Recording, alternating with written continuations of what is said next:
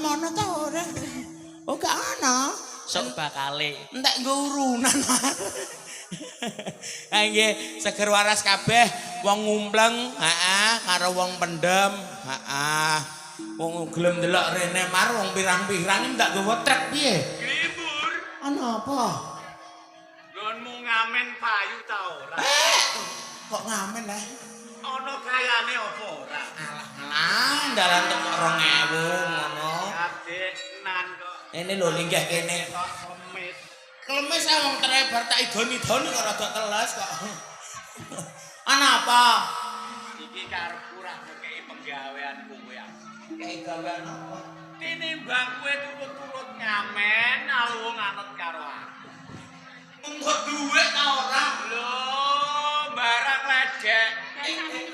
Ledeke sapa? Sawangen Udiase. Iki, Oh. iki ora ledek neh. Godhok. Lho karepmu aku nyobone. Nah, Kene sing iki ledek. oh ngono. Ya Kok karo aku? Ning ndi? Ayo barang kentrung, Ning ndi? barang ledek, Golek-golek. upan, Golek-golek. golek duit, ning boto selebar. Oh kono suke-suke iki. Wah, iki ono kayane. Kayane akeh. Cagerke. Ya iya bener. Melu aku melu. Ayo.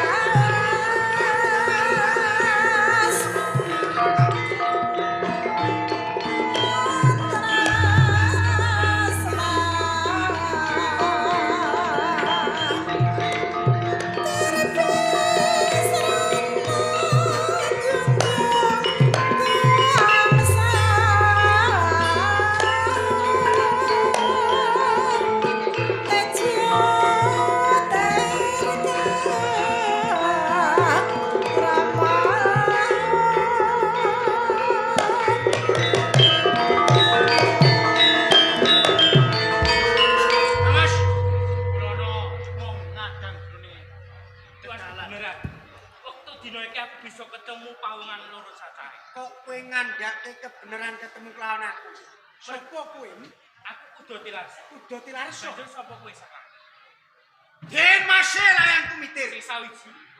Den masalah yang seto. Semikir, weno dalan. Aku ora bakal semikir sadurunge kowe meneke bondo lan donyamu. Jebul kowe sambang dalan to. Ayo banget ayo. Ayo. Coba kuwi kono.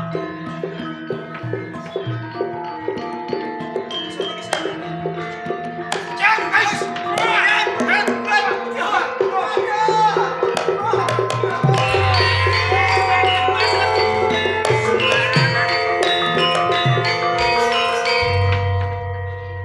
Wani ngecangkring karo putraku layang seto lan kumitir. Ana perkara apa iki to? Gambahipun kepengin jaluk bondo donya kula Rama.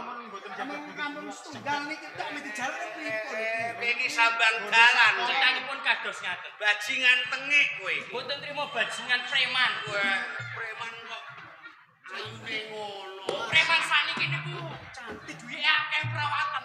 Oh ngono bisa perawatan to. Jenengmu sapa, Gus? Kula kudu tilarso. Kowe iki bocah bagus kok dadi sambang dalan, kok trima-trimane perkarane piye, larah-larahe piye kudu tilar. Ngantos kula dados sambang dalan. Jalaran kula kepepet kahanan. Rumangsa kentekan sangu boten wonten gorape kangge kula. Lah kowe iki arep ning ndi jane? Kula kepengin goleki wong tuaku lanang lan sedulur. Ya ulane Sedulurmu sapa, wong tuamu sapa le? Sedulur kula Damarulan, bapak kula Patih Maudara. Ah, cocok. Mas Napa sampeyan ngertos papan gunungipun bapak Patih Maudara? Kowe iki kok ngaku-ngaku anake Pate Maudara Kaya iki? nyatane ngoten. Ibumu sapa ibumu? Kula patutan saking Ibu Siti Kumbini. Saka ngendi kuwi? Sukodono. Apa lek iki kok? Bener iki Sukodono. Ning nek Damarulan ki rek anake Palupi to. Nggih. Dia sedulur anten iya. Nggih, Mo. Lho kemawon, Mo. Namun benten kali. Nek kowe golek iramamu Pate Maudara, iki sengara kelakon. Lah kok ngendi panjenengan ngendikan Pate Maudara iki wis ngelosi saka Majapahit.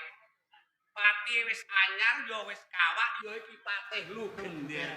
Kami nami ngono ya. Arya panjejetan. Ning saiki wis ora kudu dadi Patih Majapahit.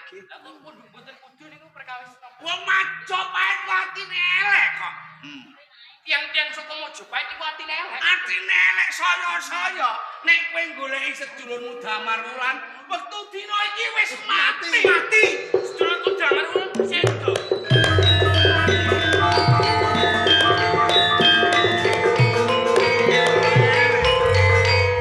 Nalika matine iki aku ya sabela ning aku go ditundung karo Ratu Majapahit.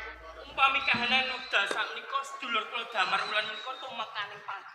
Lajeng sinten pawonganipun ingkang wani nyedani sedulur kula Nek Damarulan? kowe tak tuduhke sing mateni dulurmu Damarulan arep apa kowe? Kula niku jejeripun sedulur. Gedhe cilik iki kepengin mudi tuwa sedane sedulure to. Sabela. Mestine kados ngene. Pedhot kali juwana ora pedhot seduluran. Bener kowe. Kira-kira wani tenan kowe. Mesti kula wani. Nek upama ketemu sing mateni arep kok kapake. Umpame kula kelampahan tiyang sing nyedani sedulur kula Damarulan badhe kula pateni. Tak tuduhke sing Sing wonten pundi papan? Sing mateni sedulurmu Damarulan ora liya Prabu Brawijaya Majapahit. Pareng Paten Oris.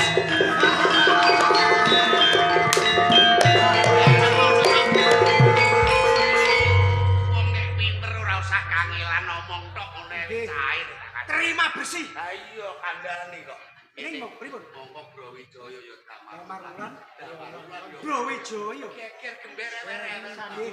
Ning wonten setunggal dados runtele sadring batos kula. Apa iku? Bab ngenani garwanipun Dipati Panji Wulung. Mintasih. Oh. Iya, Sing semebet kok. nggih. Kira-kira atimu piye? Lo seneng men nek bojo. Nganti saiki urung Nggih. lakon. Dereng lakon. Ala iki ning taman iki. Ayo Mas, dereng Iya.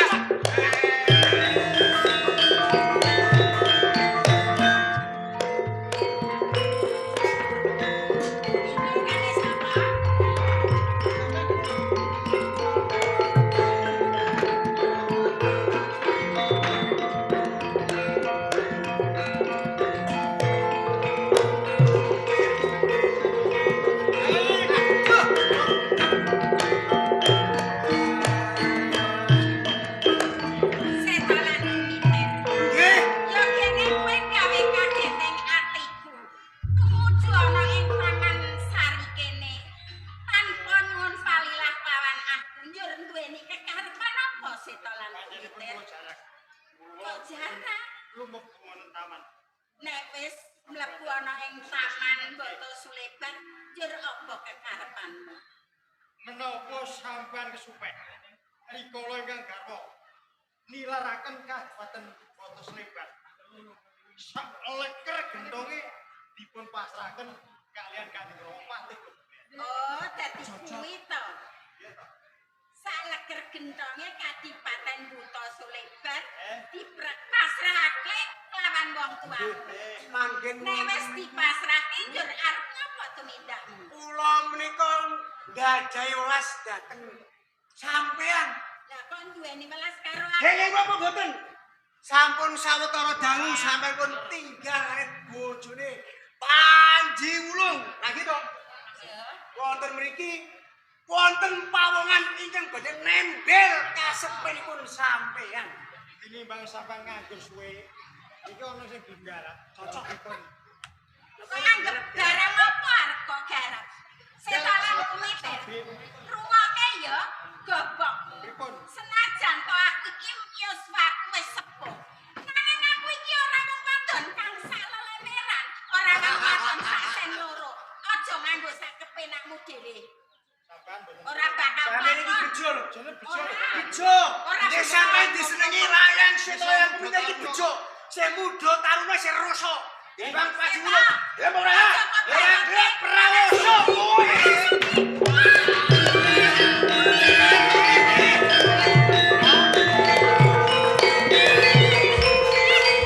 Layang sing kok layang mitir. Lho, anak kekakes. Lho, kakas semane. Iki anak-anak do kolon karo wong. Pripun mo? Ana ngene kok ora tawa-tawa. Sampeyan ki doyan. Kaya sing di omah. Nek karo sing mau medine kualan. Tuwa musuhe tuwa. Napa nyop? Kok nek Rama rampung kari kowe tok. Sampeyan tesih.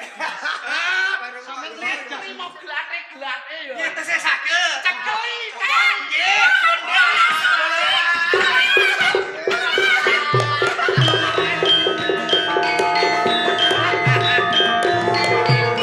Sampeyan. Ari godhoi bokonge mawon angel to. Iki anjing bojo wong tok iki terus ndogo-ndogo ngene iki piye? Iku dhewe mawon. Musuhe ora ana iki. Iki cilokol. Nek nganti wadul karo Panji Wulung garwane, wah. Es kene wae Pidrono. dicisiki kowe ngrewangi Rama. Nggih. Dandang diunekke kuntul, kuntul diunekke dandang. Cuma kok. Tondhe iki statul iki diunekke dandang.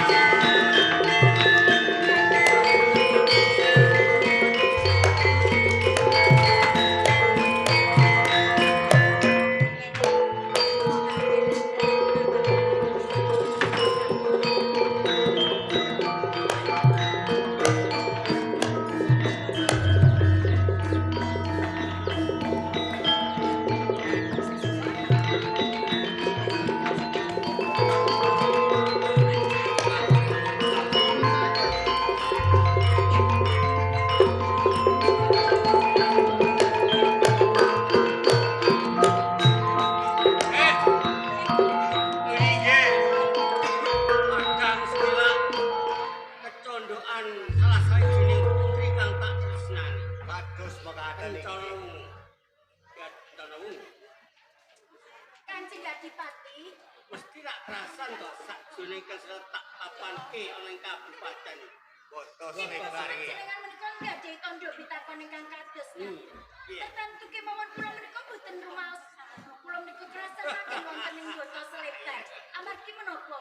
Kula menika kepengin pinanggih kelan garwa kula Kang Mas Prabu Brawijaya. Iki dina aja nganti kepengin pinanggih kan garwamu Brawijaya. Nuwun sewu Dina iki saderengipun. tak boyong tak papanke ana ing kabupaten. Kula sagah dados garwa panjenengan ing rikala semanten kula menika nggadahi panyuwun. Lho, pas lan trep Nggih. Ing mangkenipun wonten ing Andani penjaluk panyuwun iki Mas Peces Raja Brono ya. boten kula boten. Lah apa panyuwun wae? Ing bejalipun menawi wonten didhawuhan. Kula kepengin dipun tanggapaken ronggeng lali jiwa. Oh. Ayub ngono piye? Gampil, Gampil. Perkais Kira-kira wewengkon. Pun botamu padi ngedek ayo. Amit kula ingkang sowan. Ayo do ayo.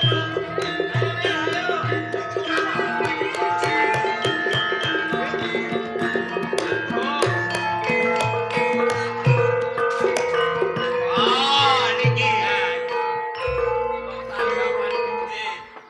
Iki enten.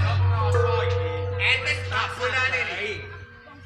Kula Kanjeng Sukempur sing sopan pur. Panjenengan kita pendopo agung ki mau ketemu kan Senopati. nggih leres wonten sowanipun Gusti Patih. Kula kan supados paring lelipur. Kula niki rak barang ledek. Oh, barang ledek. Nggih.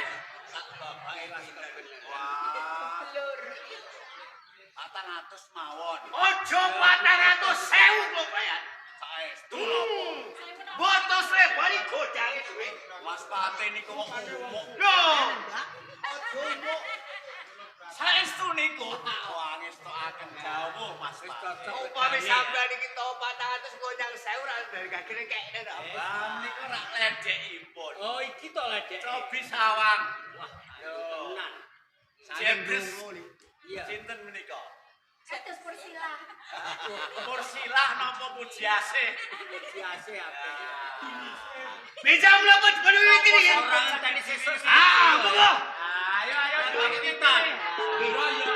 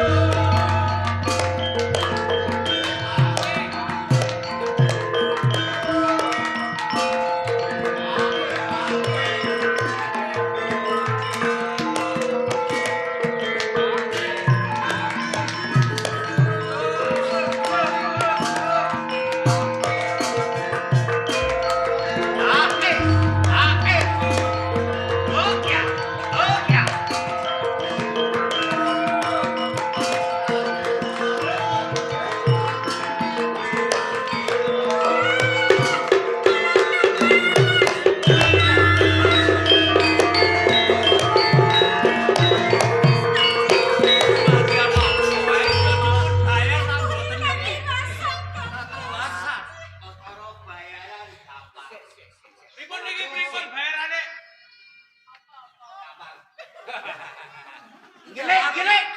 Kok tang tangis. Kang Mas Mau Panji. kejadian apa iki mau? Kepareng muncul matur wonten ngersa Ya tak keluarake matur. sasampunipun panjenengan pindah cemangka wonten ing Praja Mojopahit. Iya. Kumindhaipun layang seta telah layang kumiter menika wantun jawab dumateng kula Kang Mas. Jawab. Injih. Pundhut garwa ngono. Menika leres. Hei, Mangke rumiyin. Eto kumidin. Nuwun sewu lho. Ampun ngantos panjenengan daraturipun ingkang garwa. Ya gini kok ora iki garwaku. Wanita niku nek wani ditata nggih apik. Ning enten wanita niku wong wedok racun dunia. Nggih. Copi aturipun dipun penggalih. Lho layang seta layang kumiter kok seneng karo pintase. Minta Iya, Kang Mas. Nggih moja. Menika saestu kula boten matur goro. Seta telah kumiter menika tinimbangane garwamu iki wis tuwa. Aku isih enom. Ya kene kowe tak senengi kok ora gelem malah ngaten kok. Lho copi dipun penggalih. Sing mayok-mayok niku kene apa kono? Lah mriku to, Mbok. Ya wong pintar sing tuwa di pedhane Tompo. ora gasan kala. Panjenengan iku nek ngomong ampun sak kepenake dhewe. Lho wong sampean iku pun tuwa perat, rupane elek. Lho sampean yo melu nyekel-nyekel bokongku ngono kok ora. Sajak. Boten. Sak karangan kadek yo ngene. Yo ngerti melu ngomong. Napa dipun sewu Kanjeng? Kula malah cubriya kalih Lah kok cedya? nalika kula emutaken Gusti Putri ampun ngantos panjenengan sampun kagungan garwa. Garwaku ki wis sepuh, nek ora sakuat ngomong apa. Engko nek perkara garwaku tak racune ben mati. Ya ngono kok. Kowe ngaluk. Jenengan ampun Dipun ademi mawon. Ajar mawon nggih. Dipun percaya mawon.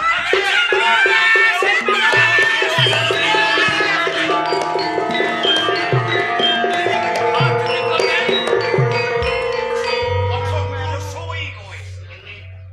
Aja merusui. Nuwun sewu Kanjeng. Kula tak matur kula tak mati. Pajak Sudah doi kancamu. Aku kasih nyawane garwaku. Kok panjenengan kusumane ngayu, Diayu Subositi Kencana. Panjenengan kok wonten papan mriki Paman Patelo Gender. Nggih, saparan-paran ora diakoni wong Majapahit to. Ati kula lara. Panjenengan menika Panjenengan ngeboti menak koncar kok.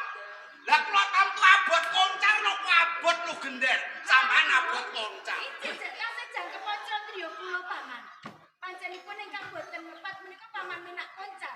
Panjenengan menika sampun dados rusuh wonten ing Majapahit. Lho panjenengan dereng pirsa. Sopo? Ate lu gender ki wong Tegel Mentala, aja meneh karo wong liya. Karo anake dhewe, Anjasmara iku aku Tegel kok.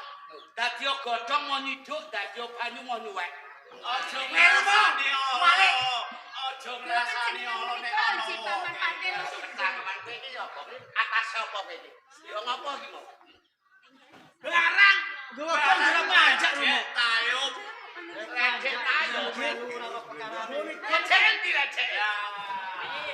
Ya apa kedadangan Mas Menik? Hati-hati. Patih lu kenong. Lu gender. Ayo kancane kenal. Iki bagian apa kok semene gedene? Panjak. Di bagian mangan mau. Kanjane tiko. Panjang kok semene gedene ya ya. Sikit iki. Kayak gone sesek. Jangan. Iki sapa? Aja sembrono lho. Kowe arep kani karo lu gender. Menak koncar nalika geger karo aku. Tak picing tangane, tak bekuk nangis guguk-guguk. Oke, cocok. Tenan to. Tenan apa ngipi? Ngomong iki rumangsa aku ki lu gender kok. Nek ana koncar kira-kira wani tenan apa? Aja meneh koncar siji ra kepo 1000 tak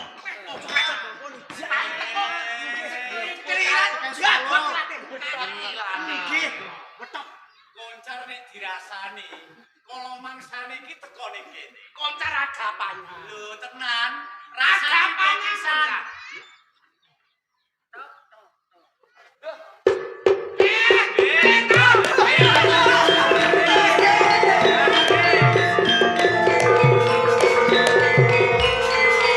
Lah iku kok ngono ae, kaya kodhok ditaleni. Cara ngomong diajeng aja Soro.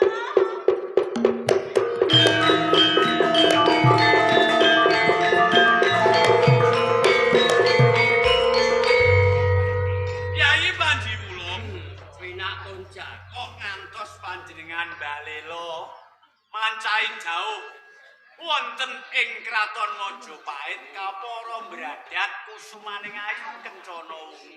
Leripun kados pundi? Mula bukane panjenenganku gawe ontran-ontran balela ana ing Raja Majapahit.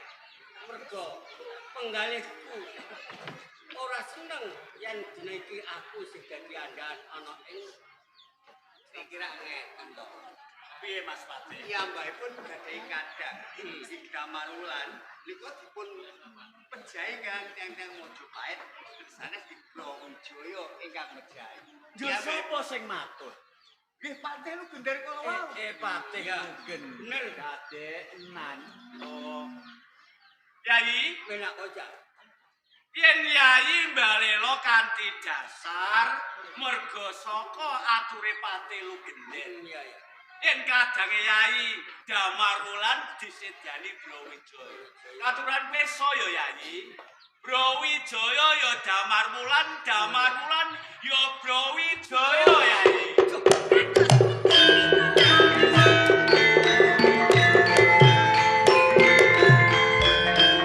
Dados Patelu Gender niku mung wira-wira to. Nglicipi barang sing papak merga Patelu Gender iki ditundung saka Praja Majapahit niyup ana ing Bata Slemban. Yen ana luputku ya aku njaluk pangapura sing iki. Jaran kabeh mau ujug-ujugane ya ki Patelu Gender. Nganti dhek fungsi ana ing Praja Bata Slemban. Nganti ana kejadian barang redek tak tampa. Ya Yai tak sepura dening Kusumaning Ayu Kencana Wungu wis bali. Ayo Kakang, monggo ingkang atos-atos. kondur wonten ing Praja Kang Mas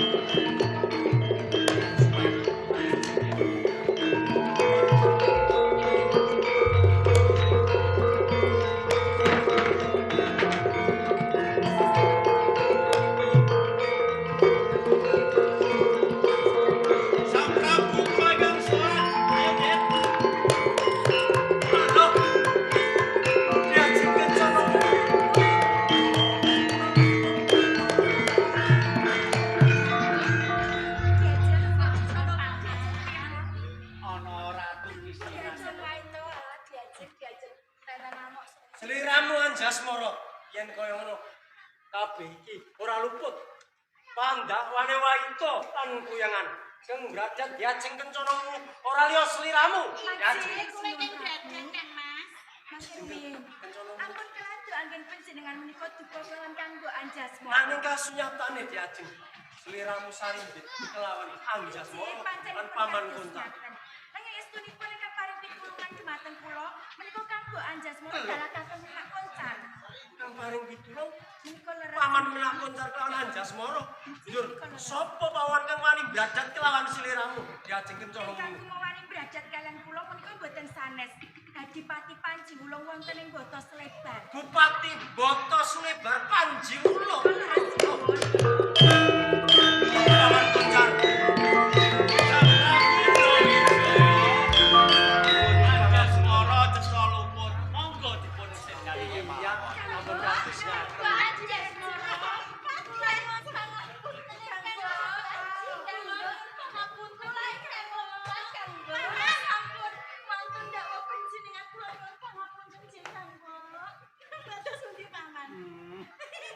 Dadi aku yo ora gelem. ya jenengan Anjasmara sing diwene wae ning Pancen Waito anku. semono uga aku diajeng Anjasmara kang di pangapuramu dinalika semono pun kakang nundung kelawan sliramu saka Praja Majapahit Brawijaya! Brawijaya!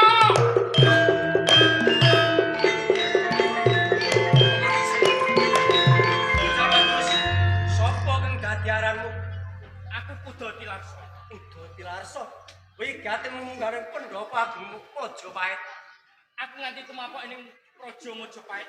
Aku kepengin goleki pawanan sing jenenge Brawijaya. ora ana loro telu mung sawiji ya ingsun pribadi kang aran Prabu Kowe dhewe. Brawijaya Brawijaya. Udoti Larsa Mergo aku ngrumangsani duwe sedulur kang aran Damar. Wis mbok pateni. Wektu dina iki aku ora nrima. Aku kudu tandingan lan pateni kowe, Bro. yen pancen teping atimu kaya ngono budi rak sembadani monggo tak rampung Dibuktekke paman iki.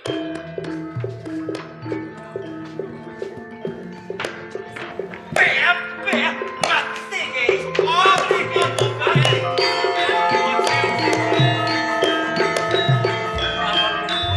Sang Prabu Brawijaya katuran sareng dipun telesih langkung rumiyin. nanging kasunyatan Sinten Kudoti Larsa? Kudoti Larsa Nggih. Saka ngendi kowe? Kula saking Sukodana. Sak saka Sukodana. Niku leres. Yo kowe iki putrane sapa? Kula putranipun Rama Patih Maudara kaliyan Ibu Siti. Putrane Patih Maudara patutan garwa apa mau Ibu Siti. Siti Kumbini. Nggih. Kok Siti Kumbini? Leripun kados pundi? Sang Prabu Brawijaya yen menawi Kathetha Kudoti Larsa menika putrane Sinun Papatih ana ing Majapahit. Patih Maudara. Niku nggih tiyang sepuh. Kamangka Patih Maudara menika rama panjenengan. Leres Cetanipun Kudoti Larsa menika kadang panjenengan dalem Sang Prabu. Kudoti Larsa ngertenono satenane mono kadangmu Damar Wulan iki isih urip ing platananing jagat. Damar Wulan ya Prabu Brawijaya, Brawijaya ya Damar Wulan. Sampeyan kakek Brawijaya. Rasa wedi. Kok siapa takon jik nganti kowe tumindaken kaya ngono. Sapa kabeh iki kang ndombani kelawan sliramu? Sedaya kula wau miturut aturipun Patih Lugender. Patih Lugender lho. Yen kaya ngono. Rangketen Patih Lugender seret swangkene Pendhapa Agung Majapahit. Barsulat diri kalutan. Ingkang suwan.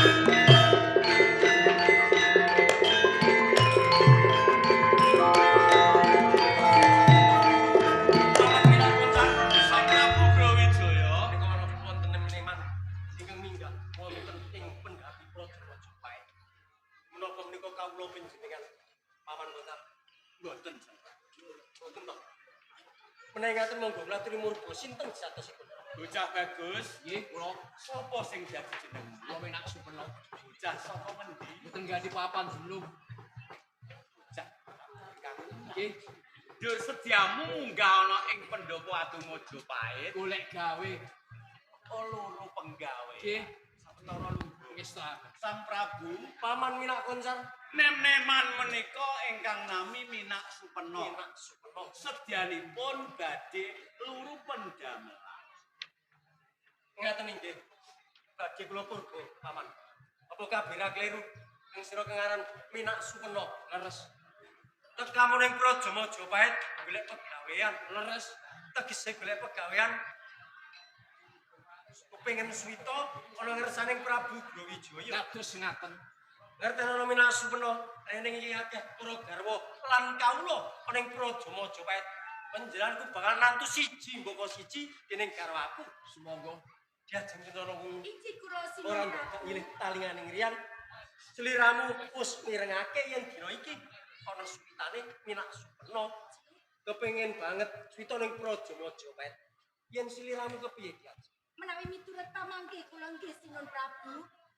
Menika dipun tampi kemawon pasuwitanipun Minak Supeno. Amargi menapa? Kula kalian panjenengan menika lak ing sampun dangu mboten pinaringan putra. Pancen kaya ngono. Malah kepara dipun angkat minangka putra kula kalian panjenengan Sinuhun. Dados pundi Sinuhun Prabu? Prayogane Dipun pundhut lebet minangka putra. putra angkat ning Praja Majapahit.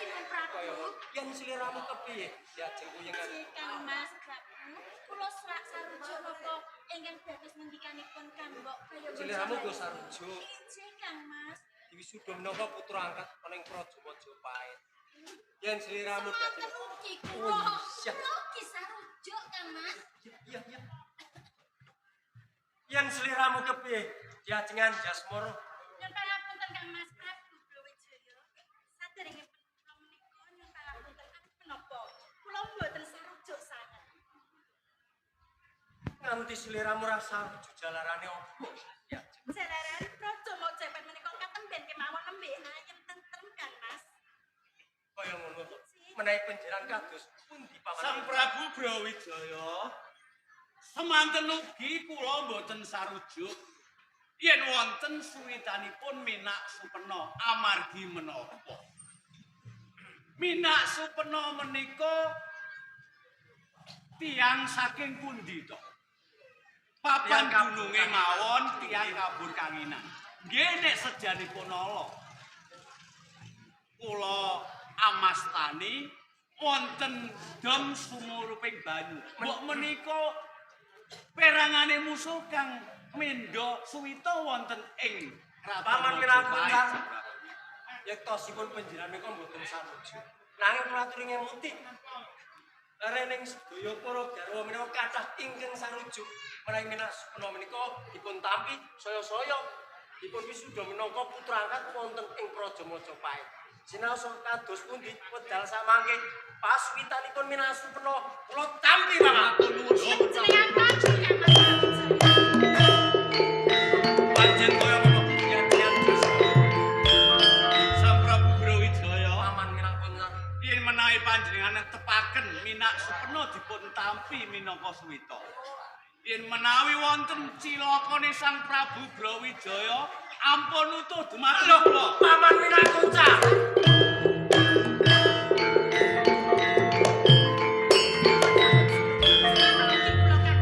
Yen sliramu kepiye diajengan Jasmoro? Yen wonten menapa-menapane wonten Praja Majapahit kula mboten nderek. Diajengan Jasmoro, Jasmoro.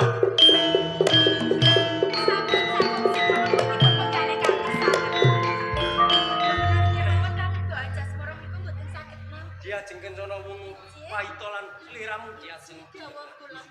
Yen sliramu dina iki wis kagungan putra. Senajan mung sak putra angkat, ora liya mung Minak Supeno. Pun kakang kepengin banget mangerteni kaya ngapa to nggone bukti kelawan wong tuwa. Dina iki uga pun kakang bakal bedah pikat ngupadi buron wana kanggo isen-isen kebon raja nganti putramu Minak Supeno. Kula pun kakang njaluk pamit. Panjenengan kang kula satus dengan atas-atas Cita Mas.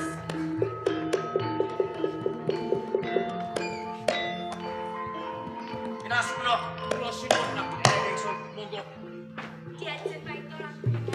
Ayo kita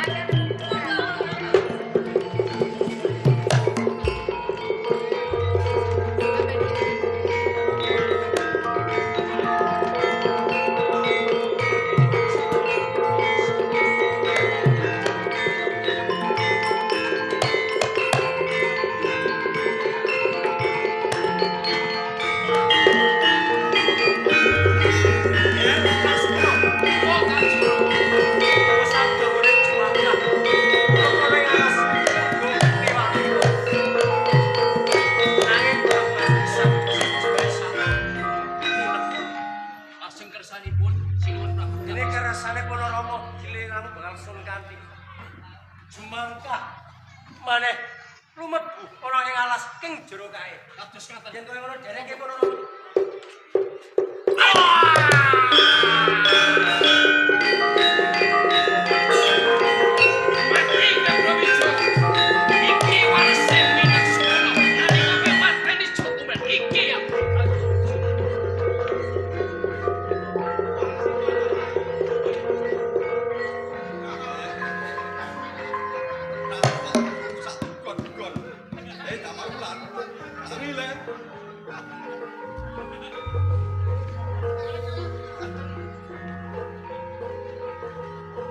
Allah. Panjenengan bawa sekar. Wonten kedadosan menapa? Kamar bulan. Kowe dipateni marang yo sing anu karo kowe.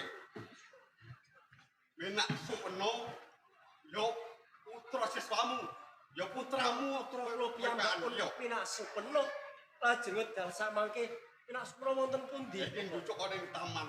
Wonten taman. Yo temukok ning taman. Bareng bawa. Yo, ing pengalaman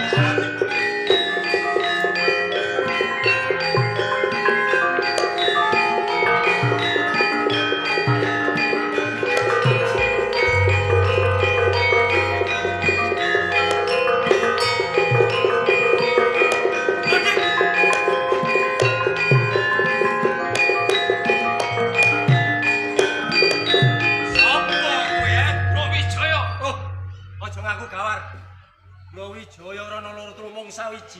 Ya aku ngaran Brawijaya. Aku. Yen kala temtoke.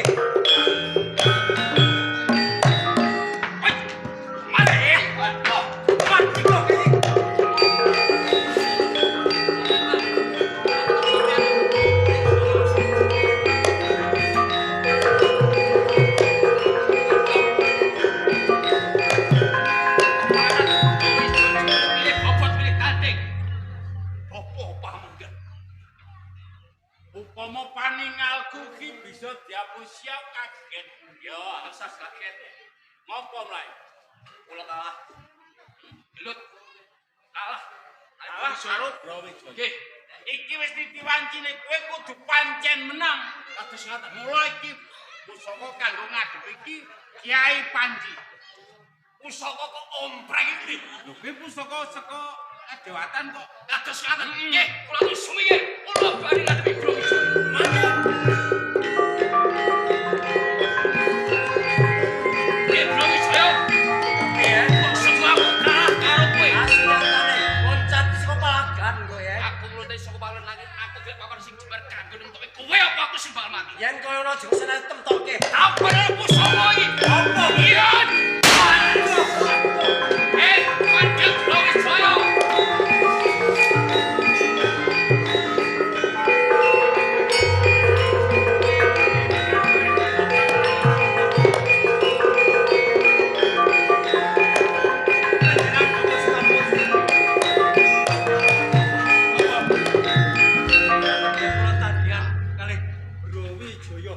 Ingkang tiron neng kasunyatanipun kula kawon ana wujude apa kok nganti kowe kalah?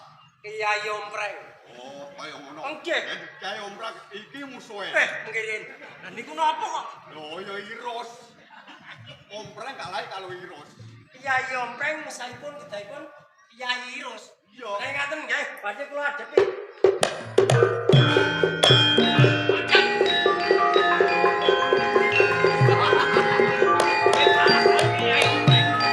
Ayo kanton ke kabisanmu, Bro.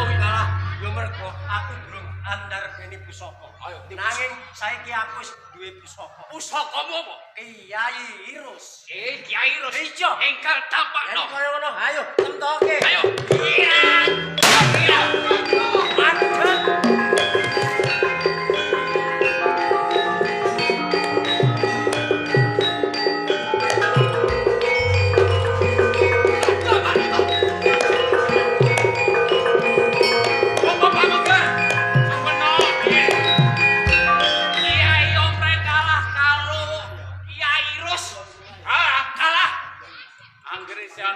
Gerpe menang.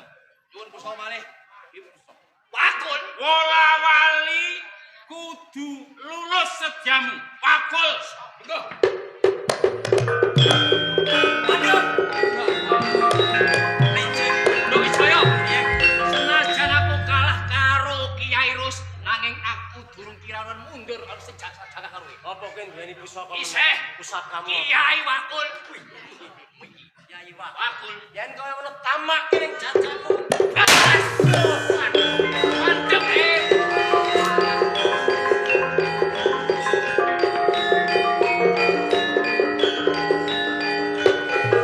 Waduh, Bapak, sedang mungkin lawan meleh. Pusakanipun antos. Andi apa? Kyai Wakul. Oh, iya wakul. Nek dia wakul kono musuhe. Mungsaipun apa? Oh, Kyai Entong. Karo karo Entong. Niki to? Ali yo. Nggih. Oke. Lanjut.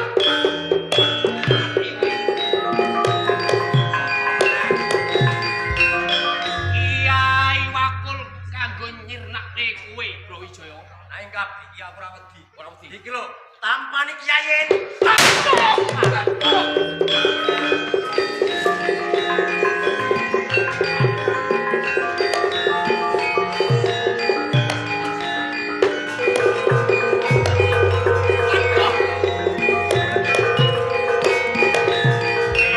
Kapiran-kapiran Kyai.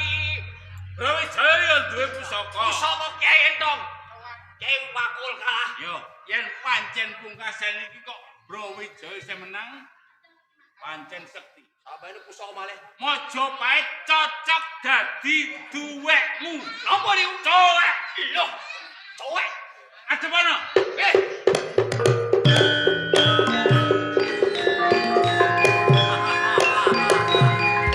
Piye meneh? Bro Wijaya, senajan aku kalah karo kowe nanging aku ndiri sifat kandel sing magila-gila. Apa meneh? Cowek. Malah abute ra karuan. Kena siramu mesti ajur. Yen kaya ngono ayo tamake. Waduh.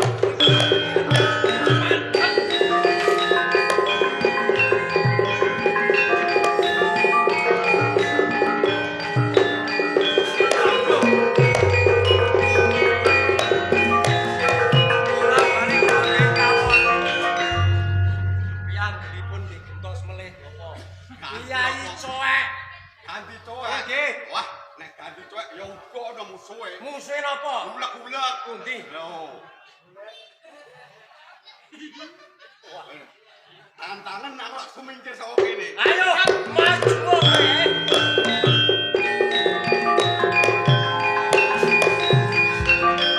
Kyai Coek ngendi ya? Kyai cowek tak singitke. Apa? Aku ndi piandel singit. Singit. Kyai ulek-ulek. Kyai ulek-ulek. Iya. Ayo tinggal tamak niku. Tampan ana mantan yo.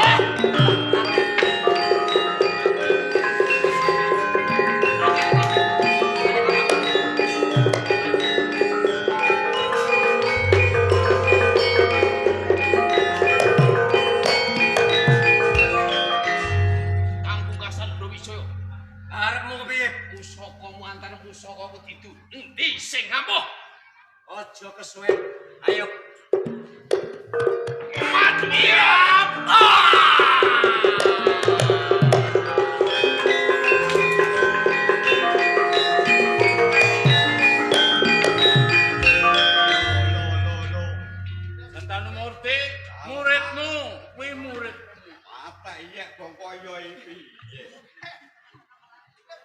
Nek muridku rak iki wis wah ketoke.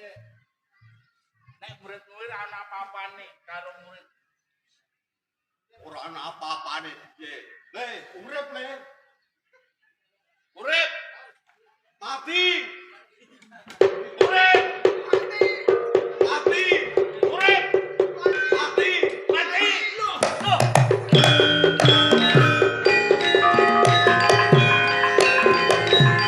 Piye? Sawangen. Muridmu kok wis temengkaning pati. Saiki kowe piye? Muridku senajan isih urip nek wis ora didaya. Saiki pancen aku kalah. Ning didenono ana wedule yo.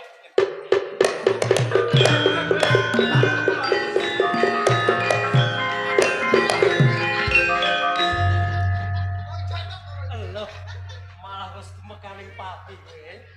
Ngendi gurumu licik ora wani tanding lawan Brawijaya. Oleh Damar Wulan. Atus pundi? Saiki wis keton tentrem. Ayo padha kembul bujana. Monggo, monggo, monggo.